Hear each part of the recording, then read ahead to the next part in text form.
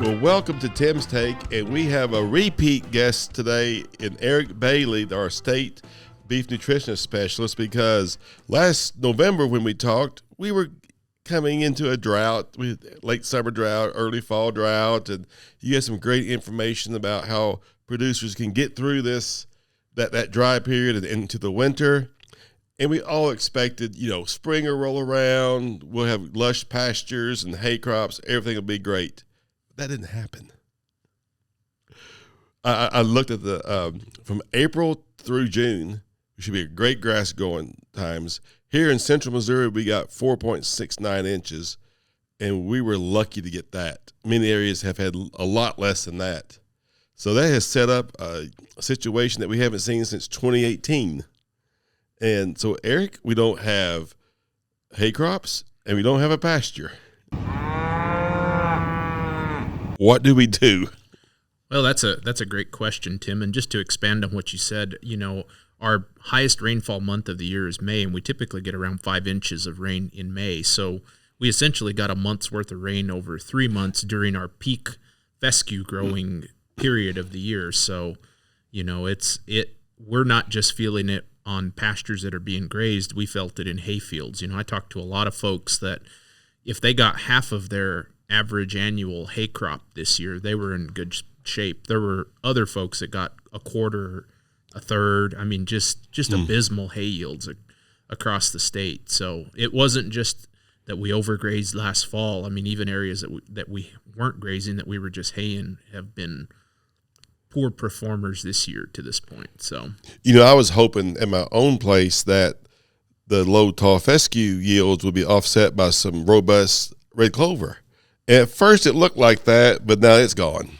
Yeah, that's unfortunately, when we get poor fescue growth, oftentimes that opens up the canopy so that other species can come in. But the problem is that, good red clover yield might be a ton to the acre. So it's just not going to be that 3 to 4 tons to the acre that tall fescue will do pretty consistently. So, I'm classifying folks in kind of 2 spots right now. So there's folks that have grass still, but with abysmal hay yields. So those are the ones that have more conservative stocking rates, or maybe they caught some rains and weren't in as bad a shape as they last fall as others.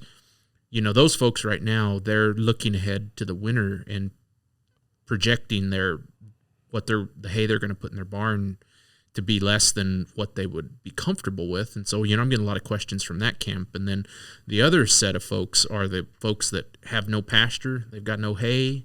Hay is scarce in their area, and they're down to really some not that great feed options if they're going to hold on to their cows. Because in the past, like in 2018, we saw the CRP being opened up. But that's often not the best quality. Absolutely, yeah. So, when we're talking about baling CRP or road ditches, right-of-ways, things along those lines, one popular feed that I've been getting a lot of questions about is much of the state had excellent wheat crop this year. Mm-hmm. And so there's a lot of farmers that are coming in and baling the straw off of that rather than burning it off or disking it back in and looking at that as a potential feed resource. And the problem with the wheat straw is that, from an energy perspective, it's probably less than 2/3 the energy value of even tall fescue hay. So, where fescue hay might be 50% total digestible nutrients, this wheat straw is less than 40%. So, 35, 37, it's filler, and it's also low in crude protein. But when it's that or nothing, you're kind of backed into a corner. And if you put a pencil to it, right now, finding a guy that will sell you a bale of fescue hay for under $100 is about impossible in the state. And so, if you're looking at $120 a bale fescue hay versus, $60, $70 per ton of wheat straw, the math gets kind of appealing to look at that straw. The problem is that we're just creating a bigger gap in terms of energy deficit for our cows. So, loss in body condition score, loss of production, open cows this fall, lighter calves. Those are concerns that we're going to have if we're not doing something. Well, can we ammoniate that straw? So that's a great question, and that's going to be a pretty popular option, Tim. Wheat straw is an ideal candidate to be ammoniated. So when we ammoniate it, it'll double the crude protein content. So it'll go from 3, 4, 5% crude protein to 6, 8, 9%. Getting close to tall fescue then. Getting closer to tall fescue. And typically you're going to increase the digestibility of that forage by about 20%. So if it's a 40 TDN hay to start with, it's going to be like 48. So it'll be kind of on the low end of fescue, but we're not necessarily going to turn scraps into, prime quality feed, but it's going to help. I think the challenge that we're up against, Rusty Lee, the agronomist over in Montgomery City, has done the math on ammoniation based on current market prices. And, he's looking at his projections were about $30 per ton to ammoniate and about another $20 a ton in the plastic and the labor and, basically what everything else you've got in it. And that would have been based on $960 a ton anhydrous.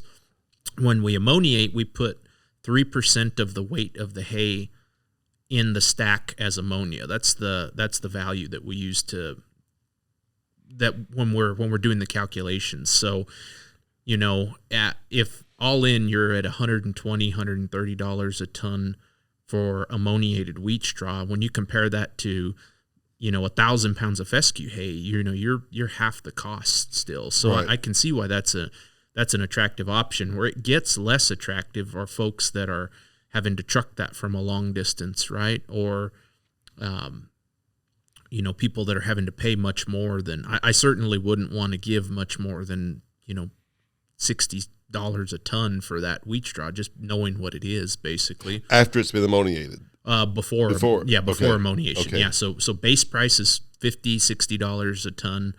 Another $50 a ton to ammoniate it. So that's going to get you up to that price that we're talking about, $100. Yeah, it's kind of a least worst option because there's one big distinction between 18 and 23 droughts. So in 18, we were buying a bale of hay for $120, $130 a ton, or a bale, I'm sorry, per 1,000-pound bale.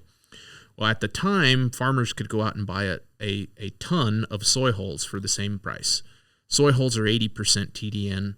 Fescue hay is 50% TDN. So you were buying, 60% more pounds of TDN, calories, energy. You're buying 60% more energy from the soy hulls than you were from the fescue. So, we pursued a strategy during that time where we fed as little hay as we could, as needed to keep the rumen healthy and quite honestly to keep the cows from licking the paint off of the fences, but at the same time trying to get as much of their nutrient requirements met from the soy hulls. Soy hulls are double that now, and especially for folks that are buying it in small quantities, it's the math is really not adding up. There's not an obvious cheap commodity out there right now. Now I've heard some folks buying some loose soy hulls that were pretty attractive price, but they're not necessarily rock bottom like they were back in 18. And even 18, that price went up during the summer of the soy hulls. Yeah, it sure did. We pursued that strategy at a couple of the research farms within the Ag Experiment Station and got along pretty well with it. But you're right. Yeah, I mean it was a great deal in June and July, but by the time August and September rolled around, that I don't know if it was increased demand or what, but that price definitely did increase. So we also had cheap corn in 2018. That's right. Yeah, we also had cheap corn. So yeah, when corn was $3.50 a bushel back then, even a commodity mix that you might get from a local co-op was more attractively priced than it is now. So. Because I heard one forage agronomist say, if somebody is willing to give you $120 a bale for your tall fescue or for your CRP hay, sell it to them and buy corn. Yeah, and that's. Oh, if you do that, that doesn't quite work out this time. Well, so that's what's interesting about this time, because if you think about $120 a bale fescue hay, that's $240 a ton, and with that $240 a ton, you're buying about 900 pounds of TDN. you would only need to buy about, let's see, 900. You'd only need to buy about 1,200 pounds of corn to buy an equivalent amount of TDN of energy. So there's probably some wisdom in that math, in that, even though the fescue hay is what people are most familiar with, it's just when we get on the lower end of that quality spectrum, price per calorie becomes really expensive. Now, if you're in an area that it's a mix between beef cattle and row crops, and there's a lot of drought stress corn that's not going to make anything, but it's got some biomass there. What do you think about that as a feed? Well, so I actually had a conference call this morning about that with some farmers that were interested in pursuing that strategy. So, in this scenario, the crop has been declared failed by the insurance. They've been paid out for that, and now they've got that biomass left over. So the largest concern there is going to be nitrates. So, we fertilize those crops significantly with nitrogen in the spring to promote growth. And then when we don't get the growth that we're expecting, we don't get, the ears even to develop, that nitrogen has to go somewhere. Well, the plant converts it into nitrate. And, nitrate concentrates in about the bottom 6 inches of the stalk, but is still present in other parts of the corn plant. But when consumed in large quantities by cattle, nitrate is converted into another compound, nitrite, in the rumen. That nitrite binds oxygen in the blood and essentially asphyxiates cattle. So, we have a lot of toxicity risk with nitrates. And the problem with nitrates is that once they're there, they stay there. So we have other toxic compounds that they live for a relatively short period of time. Prussic acid would be one that would come to mind. But this drought out corn, there's really kind of 3 ways you can feed it, or 3 ways that people are thinking about feeding it: green chopping it and feeding it to the cows, chopping it for silage or baleage, because of the moisture is probably more conducive to baleage, or trying to chop it, dry it down, and bale it as dry hay. So I'd kind of like to break all 3 of those down if we have time. So if they're chopping it green chopping it and feeding it to the cows, that tells me, one, that they're out of grass right now. Hay options are poor to non-existent, and quite honestly, that might be their least worst feed option. The big concern with the green chopped corn is that you don't want to end up in a scenario where you chop a bunch of it, pile it, and then feed it out slowly. And the reason for that is that without the rumen, if we make a big pile of this green chopped corn, that nitrate will be converted to nitrite, but it doesn't go anywhere. So essentially what happens then is when we feed that to the cattle, that you're dosing them with nitrite immediately, and that nitrite is not used in the rumen. It just goes straight to the bloodstream and is highly fatal. Oh, so if we don't have ensilage facilities and just dump it on the ground and think, well, it'll ensile on the ground, that's not going to work. Well, and the problem is that this conversion of nitrate to nitrite happens in 24 hours. So, the question that was posed to me this morning was, hey, I want to cut down on my labor. I want to make it a little more efficient. Can I go cut 2 days worth, 3 days worth? And which is a perfectly logical question to ask. The problem is that because of the environmental conditions right now, the temperature, that pile's going to heat. And as soon as it heats a little bit, that nitrite's going to be produced quickly. And so if you want to create a feed that'll kill a bunch of cows, that's about the ideal feed stuff to create. So, the green chopped corn needs to be chopped and fed within 24 hours. Okay. It cannot sit on a mixer wagon or something like that overnight. It needs to be fed the same day it's chopped. But what if we put it in those silage bags? Yeah, and so that's a great question. So then the next step from there, one of the beauties of ensiling this crop is that the ensiling process is fermentation, like would occur in the rumen. And so you can reduce nitrate concentrations in your ensiled product 25 to 50% pretty easily.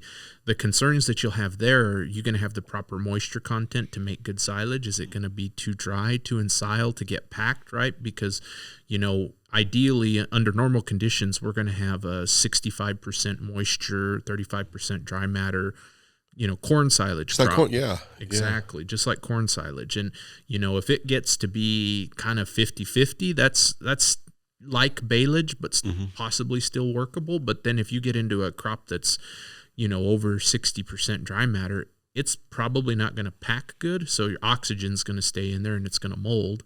And you're definitely not going to get the fermentation, and you're not going to get the nitrate reduction. So, that's a big concern, is the quality of fermentation, the quality of ensiling that occurs with that product. So how do I know that? I mean, how can I look at my corn crop? Well, it's probably a 65 or...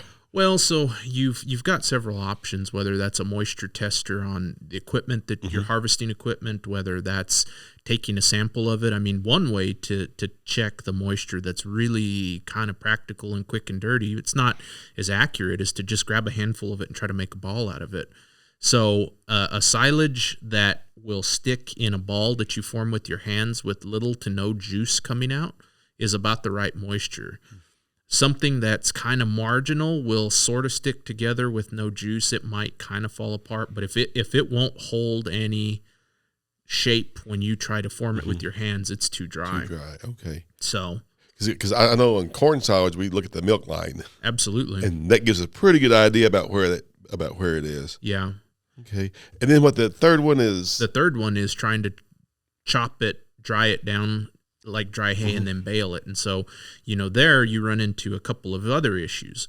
One is you getting it dry enough, right? So are you going to crimp the stalks? How are you going to possibly get that to wilt down to be, 10 to 15% moisture like dry hay is? Oftentimes what folks that have tried to do that will end up seeing is that the drying process will kind of stall out at 25-ish% moisture. And so then it's still wet enough that when you go to bale it, you've got risk of it overheating, catching on fire, those types of things. So you have the drying risk. And then the second piece of that is, a 4 to 6 foot tall corn plant that's not processed in any way, shape, or form is probably not going to make a very tight bale. Right. And it's also, you're probably not going to wrap it like a marshmallow or put it in a tube. It's probably going to have a lot of sharp edges and be hard on plastic. If you, net wrap it, it's probably not going to wrap all that tight. So, that's going to bring out its own set of challenges from the logistics of actually baling it. So the corn just wasn't made that way, was it? Exactly. Yeah. We're not inside. We're not trying to bale 6 foot tall plants, under normal circumstances. But before we get too far in the nitrate, you can do a test, right? Yes. That's probably the first thing you do. Yeah, and so what we're recommending this year is, in previous years, we've had folks go to their local extension office and we've done the qualitative nitrate test. So we would take a sample of their corn or other potentially high nitrate feed stuff, and we would expose it to chemicals that would change color if in the presence of nitrates.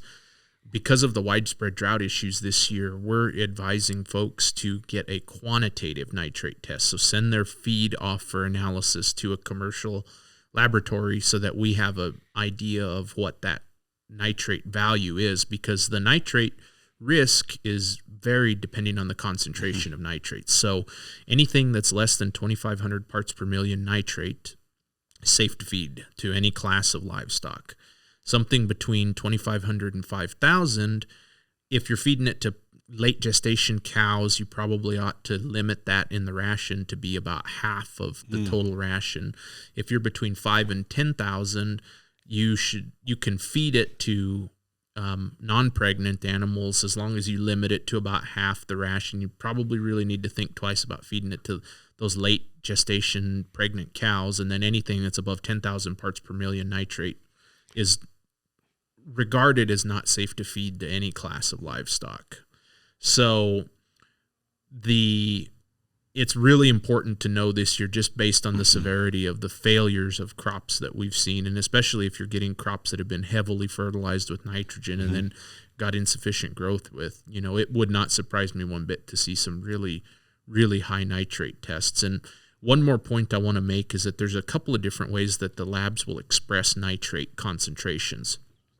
So on a nitrate basis, which is NO3, on a nitrate nitrogen basis, which is NO3-N, or on a potassium nitrate basis. Now, the potassium nitrate one's not very common, but you'll see the labs will kind of sometimes use the NO3 and NO3N interchangeably, and the NO3N recommendations are much lower. So the numbers that I gave you, the 0 to 25, 25 to 5, 5 to 10, relate specifically to just the straight nitrate concentrations. Okay. So the recommendations for the nitrate nitrogens levels are much lower, and it's important for producers to make sure that they're comfortable and they're clear on which way that the lab is expressing those values.